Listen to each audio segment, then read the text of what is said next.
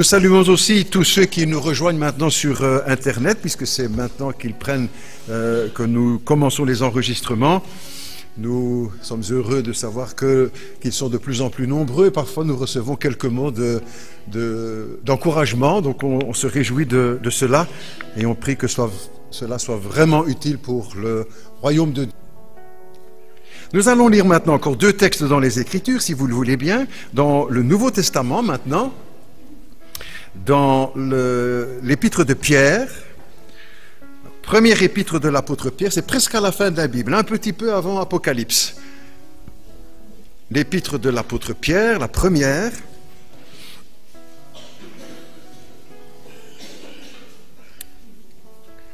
Première épître de Pierre au chapitre 2. 1 Pierre, chapitre 2. Et à partir du verset 11, quelques versets. Je crois que c'est une bénédiction aussi quand on ouvre ensemble la Bible. Je sais qu'on le fait à la maison, je l'espère, mais aussi ensemble à l'église. Et ceux qui viennent et qui ne sont pas habitués dans nos milieux, une des choses qui les frappe, c'est que tout le monde vient avec sa Bible ici. Oui, c'est un peu comme ça que ça doit aller, puisque nous croyons que c'est la parole de Dieu et que nous la partageons ensemble. 1 Pierre, donc chapitre 2 et verset 3. L'apôtre Pierre, conduit par l'Esprit, donc écrit ceci. « Bien-aimés, je vous exhorte comme étrangers et voyageurs sur la terre à vous abstenir des convoitises charnelles qui font la guerre à l'âme. » Et nous soulignons cette partie-là. Vous abstenir des convoitises charnelles qui font la guerre à l'âme. Ayons au milieu des païens, donc des non-croyants, une bonne conduite, afin que là même où ils vous calomnient, comme si vous étiez des malfaiteurs, ils remarquent vos bonnes œuvres et glorifient Dieu au jour où il les visitera. Quelques pages plus loin, dans l'épître de Pierre, la 3e, là on est presque à la fin de la Bible, 3e épître de Jean, 3e épître de Jean, donc la 3e lettre que l'apôtre Jean a écrite aux chrétiens du 1er siècle, en particulier ici à Gaius, un des anciens dans une communauté. Vous voyez, 3e épître de Jean, au chapitre 1er, et au verset 1er, on commencera là si vous le voulez. L'ancien à Gaius, le bien-aimé que j'aime dans la vérité. Bien-aimé, je souhaite que tu prospères à tous égards et sois en bonne santé comme prospère l'état de ton âme. Et on relit ce 2e verset. Bien-aimé, je souhaite que tu prospères à tous égards et sois en bonne santé comme prospère l'état de ton âme. Vous avez déjà un peu deviné de quoi il va être question en principe ce matin dans la prédication. Jésus a laissé cette parole au monde, pas seulement aux chrétiens du 1er siècle et pas seulement aux églises, aux chrétiens. Que servirait-il à un homme de gagner le monde entier s'il perdait son âme? Jésus nous enseigne donc que l'âme est importante, capitale, d'une importance absolue. Et il sous-entend aussi que les hommes préfèrent gagner le monde que de prendre soin de leur âme. Vous dites, ça colle tout à fait avec notre société. On entend aujourd'hui sur les informations, les prochaines élections aux USA, la course à la présidence ça relève un peu de cela, gagner le monde. Jésus inverse donc les valeurs quand il parle de cette façon. L'échelle des valeurs, il va à l'encontre de l'esprit de notre société, qui veut, tout le monde veut gagner le monde. On veut gagner, on veut gagner, on veut... Jésus, attention, il y a d'autres choses plus importantes. L'âme compte aussi. Et sa priorité au Christ, tout au long de son ministère et dans les Écritures, déjà dans l'Ancien Testament, la priorité dans le ministère du Christ, c'était le salut des âmes. Bien sûr qu'il a guéri, nous croyons aux miracles, à tous les miracles qui sont rapportés dans les Écritures, bien sûr. Et puis d'autres aussi que certains ont vécu, l'intervention de Dieu. Mais au côté de cela, sa priorité, c'était le salut des âmes, la vie éternelle. On pourrait paraphraser, dire que servira-t-il à un homme d'être en bonne santé toute sa vie si en fait il va vivre le reste de l'éternité en enfer. Ce n'est pas pour cela non plus que Jésus a méprisé le corps. Au contraire, Toutes les guérisons qu'il faisait montraient aussi l'importance du corps et que Dieu attache aussi à notre corps. Il n'est pas question de mépriser notre corps, ou l'aspect matériel, physique de notre être ou de la vie. En avançant un peu plus loin, avant d'aller un peu plus loin, question pour nous tous. Est-ce que c'est aussi vraiment notre priorité? Est-ce que nous sommes certains que cette question-là est réglée dans notre vie? Est-ce que nous sommes certains que notre âme est sauvée, que nous sommes pardonnés, que nous sommes enfants de Dieu, que nous avons fait la paix avec Dieu, que nous avons accueilli dans nos vies le Christ? Parce que tout le reste alors n'aurait pas de sens si cette question-là n'est pas réglée. Que Dieu nous aide chacun à faire le point et à voir où nous en sommes dans notre vie aux uns et aux autres. Et si tout le reste, si ça n'est pas mis en ordre, c'est avec ça qu'il faut commencer. On y reviendra aussi à la fin de notre prédication. Mais en tant que chrétiens, donc sauvés, rachetés par le sang de Jésus-Christ, nous avons aussi à prendre soin de notre âme, de notre vie intérieure, afin qu'elle soit en bonne santé, comme l'apôtre Jean le souhaitait pour le destinataire de sa lettre. Je souhaite que tout se passe bien physiquement, mais aussi pour ton âme, puisqu'elle prospère. Aussi prendre soin de notre âme afin qu'elle soit en bonne santé. C'est le titre que j'ai donné à la prédication de ce matin, une âme en bonne santé. La Bible nous parle beaucoup de différentes maladies de l'âme. Dans le Lévitique, il est question de la fièvre qui ronge certaines âmes. Dans le livre des Nombres, il est question d'une âme desséchée, malade. Dans le Deutéronome, il est question d'une âme souffrante. Pas seulement le corps souffrant, l'âme souffrante. Dans le livre de Samuel, il est question de l'amertume de l'âme. L'amertume dans l'âme. Job emploiera une expression étrange, que son âme suçait le venin de son épreuve par laquelle il traversait. Le psaume, nous avons lu tout à l'heure, parle d'une âme abattue. On a le corps fatigué, abattu, mais l'âme aussi. La Bible parle de cela. Ou l'âme encore dans les psaumes, l'âme qui a soif de Dieu. Ou encore, toujours dans les psaumes, l'âme qui est affamée, qui est altérée. Dans les proverbes, il est question là de pouvoir nuire à son âme. Pas seulement à notre corps en nous blessant, ou nuire à son âme, à notre être intérieur. Ou encore le prophète Habakkuk qui parle d'une âme enflée. Il y a de l'infection là, ça enfle, peut-être par l'orgueil. Ou encore dans l'épître aux Hébreux, question de l'âme découragée. Et peut-être dans rien qu'à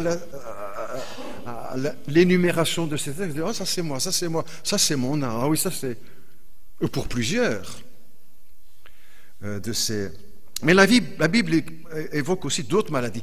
Et les remèdes, on ne peut pas seulement parler des maladies, n'est-ce pas, de l'âme, mais des remèdes aussi de la parole, pour guérir, ou pour ne pas tomber malade de l'âme. L'apôtre Pierre parlait aussi de ceux qui sont myopes, dans le sens spirituel, on s'entend, qui ne voient pas plus loin que le bout de leur nez, ou qui voient juste le bout de leur nez. Il parle de ça, spirituellement, l'apôtre Pierre. Timothée, l'apôtre Paul à Timothée parle des discours vides et profanes qui rongent l'âme comme la gangrène. Des discours vains et inutiles qui rongent l'âme comme la gangrène. Ou encore à Timothée, dans la première lettre, il parle de si quelqu'un n'enseigne pas la doctrine biblique, il est enflé d'orgueil, il est aveuglé par l'orgueil, parce qu'il a la maladie des discussions et des disputes de mots. L'âme malade. Ou encore dans Hébreu, il parle des mains abattues, des genoux paralysés, de ce qui est boiteux, spirituellement on s'entend, de ce qui est boiteux, et que tout cela peut être guéri. Ou encore quand il parle de l'amertume qui cause des troubles et qui infecte l'âme. T'entends ça? On dit, oh là là, j'ai une infection dans la jambe. Mais l'âme peut être aussi infectée. Donc il est bien question, ou encore dans l'épître à Timothée, l'apôtre Paul parle encore à son jeune serviteur, de ceux qui seront transpercés par de nombreuses douleurs à cause de l'amour de l'argent. Ils seront transpercés, l'âme, par de nombreuses douleurs. Il y a quelque temps, le pape a apostrophé vertement tous les cardinaux de la curie romaine au Vatican. Il a évoqué que la curie là-bas était rongée par beaucoup de maladies spirituelles. Et il a employé ces mots en parlant là à la centaine de cardinaux de la curie romaine. Il a employé les mots de schizophrénie existentielle. Il a parlé de terrorisme du bavardage. Il a parlé d'une curie qui ne s'autocritique pas, qui ne s'améliore pas. Il a parlé d'Alzheimer spirituel aux cardinaux. Il a parlé d'un corps infirme. Les vieux cardinaux en ont pris plein la figure. Sous un autre angle, mais toujours sur le même sujet, le professeur Léon Schwarzenberg, qui a été, je ne sais pas s'il est encore vivant, il était un spécialiste en cancérologie en France. Il a été ministre aussi pendant un temps de la Santé, pas très longtemps parce qu'il avait son franc-parler. Il n'a pas su rester au gouvernement, premier gouvernement de M. Mitterrand. Et il avait écrit en côte, donc ce spécialiste, professeur de cancérologie, un livre auquel il a donné ce titre, Requiem pour la vie. Requiem pour la vie. Et dans le texte, il parle, écoute bien, quel rapport peut-il y avoir entre le psychisme, l'âme, et le cancer? Il existe un certain nombre de personnes dont la maladie a été précédée d'un deuil, d'un manque affectif grave. Et il ajoute encore, le cancer n'est-il pas la réponse du corps à la fatigue de l'âme? La réponse du corps à la fatigue de l'âme. L'âme fatiguée. Étrange de parler comme ça pour un athée, il n'est pas croyant. C'est pas toujours dans le même sens que nous qu'ils emploient le mot âme, mais quand même, ça fait réfléchir. La fatigue de l'âme, la maladie de l'âme.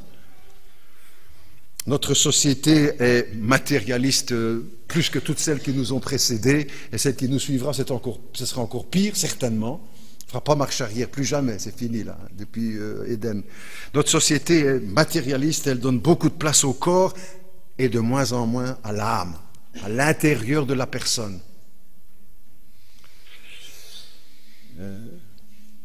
Et on se demande aussi, je l'ai déjà évoqué, mais je peux le rappeler encore, si le nombre croissant de suicides dans notre pays, 5 par jour, 5 tous les jours dans notre pays, notre bon vieux pays de la Belgique, si cela n'est pas lié non plus au vide intérieur de l'âme.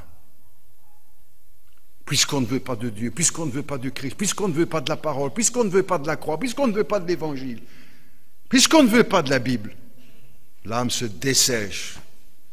Est-ce qu'il n'y a pas là une explication à ce déni de l'âme? Nous vivons une société qui pratique le culte du corps à outrance. Nous ne développons pas ça, on en est au courant. Et à côté de cela, l'âme soupire, la vie intérieure soupire. L'âme des enfants qu'on gave de jouets, mais dont on ne leur dit jamais un mot de Dieu, ou du Christ, ou de l'amour de Dieu. Mais ils ont tout. Les enfants ainsi comblés, mais le cœur vide. Les enfants, les ados, les jeunes, les couples, les familles, les personnes âgées. Une âme vide et mourante. La Bible, elle nous fait découvrir ou redécouvrir qu'il y a en tout homme une autre dimension, celle de l'esprit, celle de l'âme. Nous ne pouvons pas être satisfaits avec tous les bibelots du monde, même si nous les avions tous. Si l'âme reste vide, Jésus a dit l'homme ne vivra pas de pain seulement et pas de tout ce qui est matériel dans la vie. Il faut qu'on vive, bon, on comprend bien. Mais il y a une autre dimension, il se nourrira aussi de la parole de Dieu, du pain de la vie, pour l'âme. Ça, c'est en quelque sorte l'homme complet. Il prend soin de son corps, il y a une dimension, il faut manger, il faut ceci, il faut là, mais aussi l'âme, notre intérieur, notre vie intérieure. Ce n'est pas seulement les besoins physiques que nous avons à combler, il les faut aussi, on ne nie pas tout cela, n'est-ce pas? Ce serait dangereux aussi de vouloir jouer l'ascétisme absolu. Non, à tout. Non, c'est pas ça. Mais de ne pas oublier l'autre dimension intérieure, spirituelle, qui vient de Dieu. Une de ces maladies sur lesquelles on s'arrête un moment, on verra deux aujourd'hui si vous le voulez. La gangrène de la convoitise. La gangrène de la convoitise. Parmi les maladies spirituelles de l'âme. La maladie de l'âme qui n'est jamais contente. qui convoite toujours, qui n'est jamais satisfaite, qui désire toujours plus, toujours plus, toujours plus, qui a peut-être déjà beaucoup, mais qui veut encore plus. L'âme qui n'est pas satisfaite. Nous sommes un des pays les plus riches au monde. Vous direz, ben oui, mais on n'est pas millionnaire, pasteur. Non, non, mais on est quand même parmi les riches dans ce monde. Riches, millionnaires en comparaison avec d'autres. Cela matériellement, spirituellement, l'un des pays les plus pauvres probablement, qui rejette, je crois, de plus en plus tout ce qui est spirituel. Mais en même temps, nous sommes dans ce pays des plus riches dans le monde, ravagés par la gangrène de la convoitise. On n'est jamais satisfait, on en veut toujours plus. C'est l'insatisfaction complète, toujours acheter et encore. On appelle ça la fièvre acheteuse. Vous avez déjà entendu, on a parlé de la fièvre afteuse pour les animaux, je crois, la fièvre acheteuse. On achète. Et on est poussé par là, par les autorités, parce qu'il faut faire tourner l'économie, donc il faut éveiller la convoitise pour qu'on achète, pour qu'on vende, pour que l'argent circule, pour qu'il y ait moins de chômeurs, etc. Donc, on est pris dans le bain, tous. Et des symptômes qui restent de tout ça, c'est l'insatisfaction chronique. Parfois, on achète et on laisse dans l'armoire. Peut-être pas nous, hein, je connais... Bon, mais ça fait quand même réfléchir. Et c'est là, dans l'armoire. On n'a pas encore touché, on ne touchera peut-être jamais. Et lorsque nous quitterons cette terre, on regarde dans l'armoire, tiens, ça n'a jamais été mis. Ah ben, il y a encore l'étiquette. Mais on a acheté. C'est notre société, n'est-ce pas? Mais cette maladie ne s'arrête pas aux portes des églises. Elle peut contaminer l'âme des enfants de Dieu. Et c'est une maladie contagieuse, n'est-ce pas? Parce que l'enfant qui va à l'école et qui voit son copain qui a ça et ça, ah ben il veut aussi ça et ça. Ça se passe là, la convoitise, hein. C'est contagieux. Hein? L'apôtre Pierre parle donc, comme nous l'avons lu tout à l'heure, de ces convoitises charnelles qui font, écoute, t'as entendu, qui font la guerre à l'âme. La guerre à l'âme. Et il donne aussi, l'apôtre Paul, la Bible donne aussi le remède, quand elle parle, on développera ça un peu plus loin, la piété avec le contentement est une grande source de bien.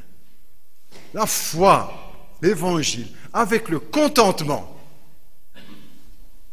est source de gain. Ou encore dans l'Épître aux Hébreux, contentons-nous de ce que nous avons.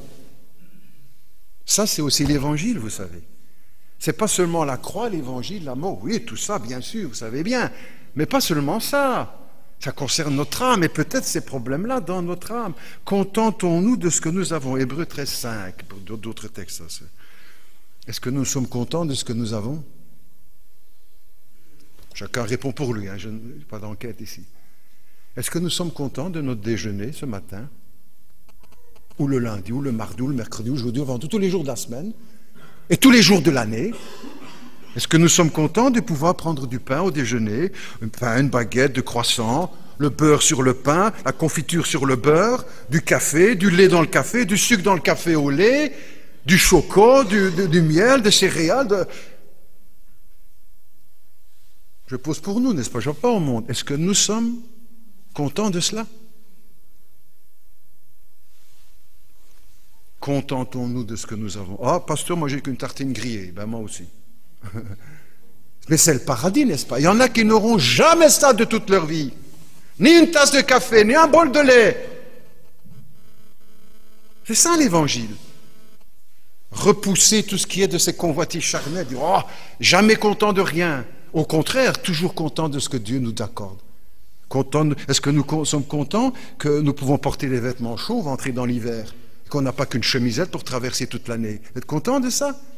Contentons-nous de ce que nous avons. C'est ça l'évangile aussi, pour les chrétiens.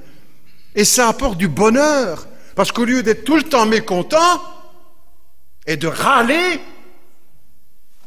il y a autre chose qui s'installe dans l'âme. Est-ce que nous sommes contents d'avoir un bon lit pour dormir? Tu sais qu'il y a des millions de personnes dans le monde qui n'auront jamais dormi une nuit de leur vie dans un lit, qui vont dormir sur une natte. Dans nos garages, les voitures rentrent, il y a soit du carrelage ou du béton. Eux, ils ne verront jamais ça toute leur vie. Pour leur corps, Toi, tu mets ta voiture et lui, ils n'ont pas ça, eux, ils n'ont pas ça pour leur corps. Que nous, on est content de cela? De ce que nous avons, content que la nourriture ait rempli le frigo, que nous pouvons porter des souliers, des chauds pour l'hiver, des froids, etc., du savon pour nous laver. Oh, pasteur, s'il faut commencer à se réjouir pour tout ça, tu veux faire une semaine sans te laver, sans savon? Ben, fais une fois. Déjà un jour, hein. Vas-y, sans savon. Pour toi-même, pour ton épouse, pour les enfants. Est-ce que nous sommes contents de pouvoir, on a mal à la tête, mal aux dents, prendre une Cénergine? Qu'on pense à ça, de dire, mais on est blessé, on peut se faire opérer, on va à l'hôpital, on est mieux qu'à la maison. Content de ce que nous avons, d'avoir un congé, un week-end, il y en a qui travaillent 7 jours sur 7. Les enfants à partir de 12 ans, même moins parfois, 7 jours sur 7. Sans syndicat, sans rien du tout, hein, bien sûr, sans protection. Est-ce que nous sommes contents de ça? Et merci Seigneur, contentons-nous de ce que nous avons, de pouvoir prendre la radio, la musique, la télé, le PC, l'auto, le GSM. Ou est-ce qu'on est toujours mécontent parce qu'il y en a un nouveau qui va sortir et qu'on ne l'a pas encore acheté? Hein? Moi je vous recommande le mien, n'est-ce pas? 50 € chez Lidl. Hein? Moi je suis le roi avec ça. Comme roi du monde, là, hein, Titanic. Hein. Et d'autres qui ont 1000 fois mieux, plus cher aussi, presque 1000 fois plus cher, mais qui ne sont pas contents. C'est ça l'évangile aussi, n'est-ce pas? Contentons-nous de ce que nous avons. Etc. On pourrait montrer, multiplier les exemples. Cette maladie qui fait du mal dans nos vies, n'est-ce pas? Qui fait la guerre à l'âme. Tu entends l'expression? La guerre à notre âme. Les convoitises charnelles. Est-ce que, pour nous, question, est-ce que notre âme est un champ de bataille où il y a tout le temps de la convoitise comme ça qui fait la guerre à notre âme? Pense un peu pour toi, parce que c'est pour toi que le Seigneur parle. Hein? C'est pour nous qu'il parle. Est-ce que notre vie est notre cœur, notre âme, un champ de bataille, où c'est tout le temps la convoitise pour ci, pour ça? Il n'y a plus de paix, n'est-ce pas? Quand c'est la guerre, il n'y a plus de paix. Ah ben, pasteur, tu n'as pas été 4 ans à l'Institut pour reprendre ça. Ben si, parfois on oublie. Ces convoitises qui font la guerre, on n'a plus la paix de l'âme. Comme dans les pays où il y a la guerre, il n'y a plus la paix. La piété avec le contentement est une grande source de gain, nous dit la Bible. Voilà comment stopper la gangrène de la convoitise, se trouver content de ce que Dieu nous donne. Une deuxième maladie qu'on évoque ce matin, la malaria, la maladie du sommeil. Certains sont allés dans les pays d'Afrique ou viennent de là et ont été atteints, entre autres, par cette maladie. Maladie du sommeil, je crois que c'est piqué par un moustique, quelque chose comme ça, ou la mouche tsetse qu'on appelle aussi, enfin, on voit tous de quoi il s'agit. Et ces mouches-là volent aussi dans toutes les églises. Qui ne piquent pas seulement les chrétiens, mais parfois aussi les pasteurs. La maladie du sommeil. Les missionnaires, les évangélistes, etc., etc. Cette mouche-là, ou ce moustique-là, volait aussi dans le jardin de Gethsémane il y a 2000 ans, au moment du grand combat, dans la dernière étape avant la croix pour Jésus-Christ, n'est-ce pas? Jésus a dit à ses disciples, « Veillez avec moi, veillez et priez avec moi. » Mais les disciples vont dormir. C'est un des plus grands moments de l'histoire de l'humanité. Le Christ va payer pour nos péchés à Golgotha et racheter le monde avec ses péchés. C'est le moment avec le plus grand personnage de l'histoire qui est passé sur cette planète, le Fils de Dieu. Et les disciples dorment. Sans les juger. Hein. Moi, on n'est pas là pour les juger. On aurait été comme eux, certainement. Ils dorment. La maladie du sommeil. Jésus revient aussi près d'eux et lui dit, « Mais Simon, tu dors? On met notre nom? » Avec point d'interrogation. Moi, je mets le mien, hein. Philippe. Tu dors? Ou encore, quand dans d'autres textes, Luc, il lui dit, mais pourquoi dormez-vous? peut-être aussi pour nous. Pourquoi dors-tu? Spirituellement, on s'entend, vous avez bien compris. Hein? J'espère qu'il n'y a personne qui dort ici ce matin. Spirituellement, pourquoi dors-tu? Le Fils de Dieu est devant la croix et tu dors. Et Jonas aussi, le prophète, serviteur de Dieu, messager de Dieu, pour aller apporter la bonne nouvelle à Ninive. Dans le bateau qu'il a affrété et dans lequel il se cache, la tempête souffle et les marins viennent lui dire au prophète de Dieu, mais pourquoi dors-tu? Pourquoi dors-tu? Lève-toi et prie ton Dieu. Le prophète dort, le moustique l'a piqué, la maladie du sommeil. La même question n'est-elle pas à poser pour nous tous, n'est-ce pas? Et je la pose aussi pour moi. Vous savez bien que je ne fais pas tout le monde la leçon aux autres, en premier à moi. Mais quand même de se poser la question, parce que c'est là aussi, nous sommes devant la parole. Ça ne veut rien dire, oh lui, il n'a pas bien fait, il n'aurait pas dû dormir, ni les disciples, ni Jonas, ni machin, ni bazar. Mais nous, mais moi, mais toi.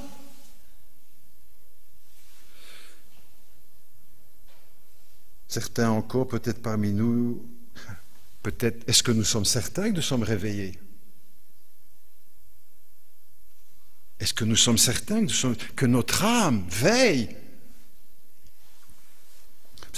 Quelqu'un dira peut-être, non, pasteur, je ne fais rien de mal, je ne bois pas, je ne fume pas, je ne me drogue pas, je ne cours pas les filles ou les garçons, je ne fais rien de mal. Ben oui, mais ce n'est pas pour autant qu'on est réveillé. C'est encore une autre dimension, cela. Comment savoir si on fait cette malaria spirituelle? Parce que c'est ça aussi, dire, mais est-ce que ça me concerne, moi? Je vous propose quelques questions, chacun répond pour lui-même, moi je fais aussi le test pour moi. Hein. Est-ce que nous avons cette maladie du sommeil? Des petits tests. Est-ce que je prie tous les jours? Ou une fois tous les 2 jours? Ou une fois tous les 3 jours? Ou une fois de temps en temps, quand j'ai un examen, quand je dois aller chez le dentiste? Est-ce que je prie tous les jours? Est-ce que je lis ma Bible tous les jours? Ou une fois tous les 2 jours? Ou une fois par semaine? Ou une fois de temps en temps? C'est ça aussi, test. Je sommeil. Mais tu dors alors? Ou encore, est-ce que tu viens au culte? Tu diras, oh, tu prêches pour ta chapelle. Non, non, j'avais déjà dit, c'est pas ma chapelle, c'est la chapelle du Seigneur. Et on ne vient pas pour moi, on vient pour le Seigneur. Et si on ne vient pas, est-ce que je viens régulièrement au culte? Ou une fois sur 2, une fois sur 3, une fois de temps en temps, sauf s'il y a des questions professionnelles, hein, je comprends, il y en a qui travaillent ou qui ne sont pas bien, etc. Mais quand même, on se pose la question chacun, est-ce que je dors ou est-ce que je suis réveillé? Ou encore, est-ce que nous sommes actifs dans l'Église? Je fais quelque chose. Même un petit quelque chose. Un tout petit quelque chose. Mais est-ce que je fais? Je suis réveillé ou quoi? Ou je dors? Je fais rien. Dans l'Église du Christ.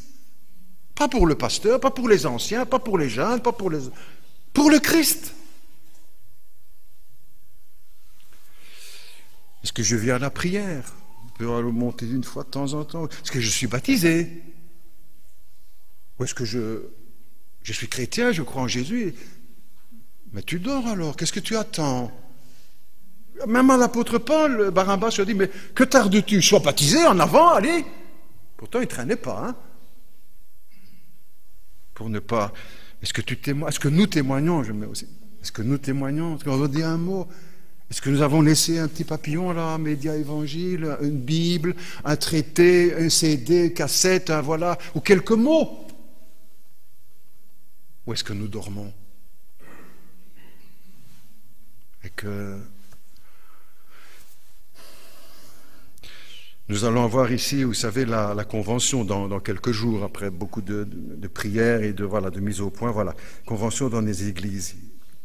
Il y aura plus de 1000 personnes. La dernière fois, on était plus de 1000. C'était vraiment des beaux rassemblements. Depuis 300 jeunes. La salle des jeunes était remplie. Et dans la salle, pour les aînés, il y a plus de 1000 personnes. Et nous avons besoin d'aide, de collaborateurs, collaboratrices. On les rassemble aussi dans l'église, on peut s'inscrire.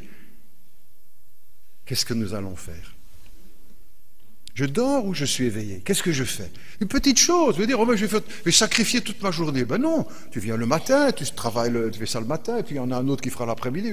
On partage des petites choses parfois. Est-ce que nous sommes prêts?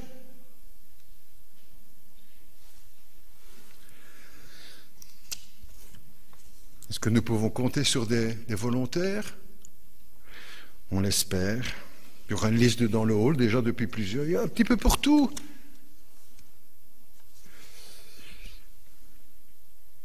Ne sois pas fâché pour le pasteur quand il dit des choses comme ça. Il dit, oh là là, pasteur, c'est pas que j'attends, moi, ce matin. Hein. Ne sois pas fâché après le pasteur.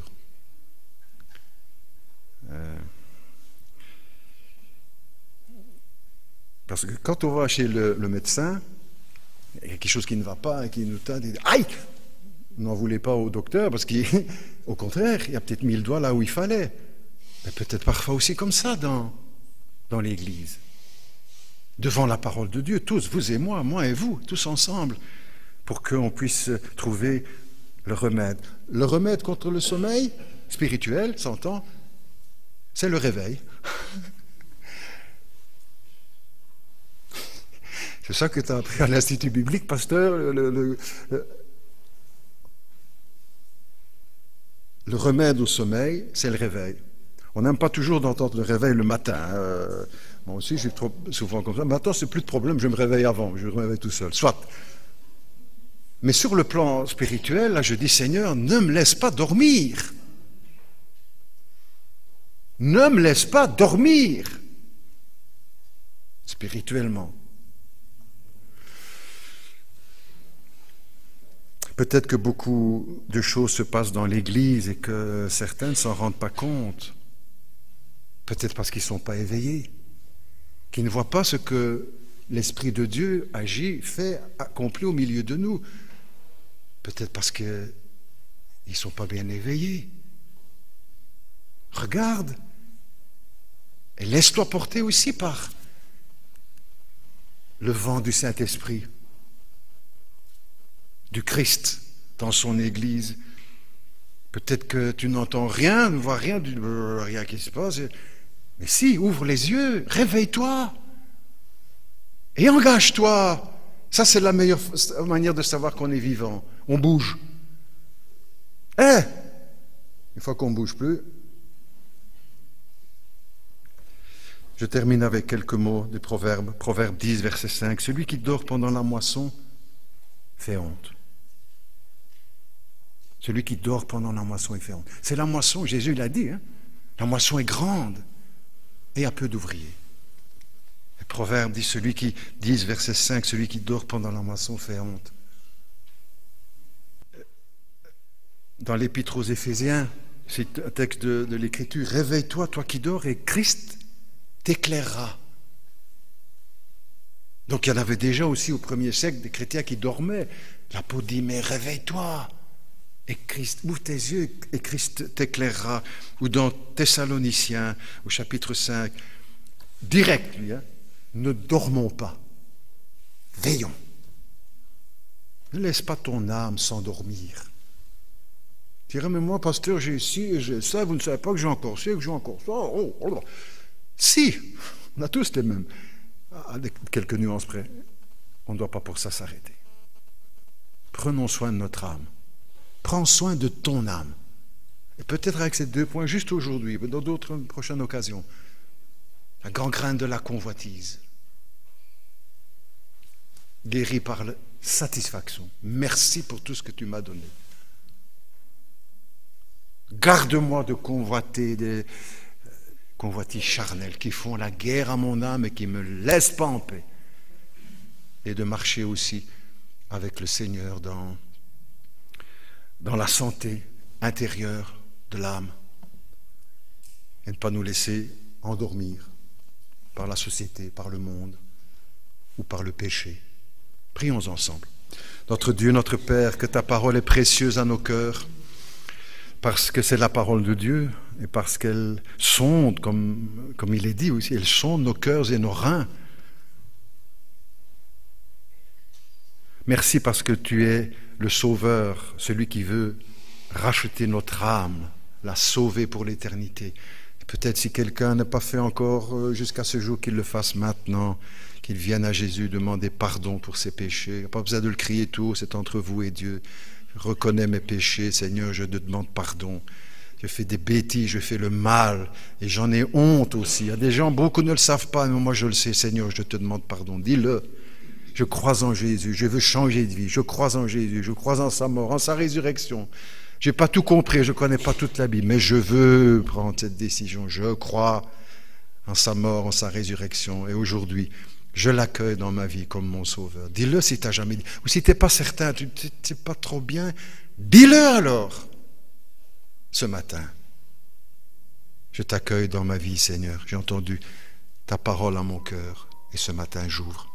Et pour nous aussi, peut-être, pour nous qui avons déjà fait cette expérience de la conversion, du salut, de la rédemption en Jésus, que tu nous donnes, Seigneur, que tu me donnes, chacun peut le faire pour lui-même, la prière que tu me donnes, de veiller à garder mon âme en bonne santé, une âme en bonne santé, sauvée et en bonne santé. Comme mon corps, Seigneur, que j'essaie de maintenir en bonne santé, mon âme aussi, pour ne pas que je la laisse se détruire par les convoitises charnelles qui font la guerre dans mon âme. Au contraire, que je puisse vraiment saisir ce remède et être satisfait, content, apaisé de tout ce que tu m'accordes. Ouvre mes yeux. Je prie aussi pour que tu me donnes de me tenir devant toi, éveillé, vivant, éveillé pour servir. Aide-moi après. Peut-être que quelqu'un doit dire ce matin, c'est moi, je dois me réveiller. Je ne prie pas tous les jours. Je veux prier tous les jours. Je dors, je ne lis pas la Bible tous les jours, mais je fais beaucoup d'autres choses. Seigneur, je veux me réveiller. Réveille-moi. Je veux maintenant. Je veux venir à l'église aussi régulièrement, pas une fois de temps en temps, quand ça m'arrange, quand... Je veux venir, Seigneur. Chaque fois, je vais être là maintenant. Je veux me tenir éveillé.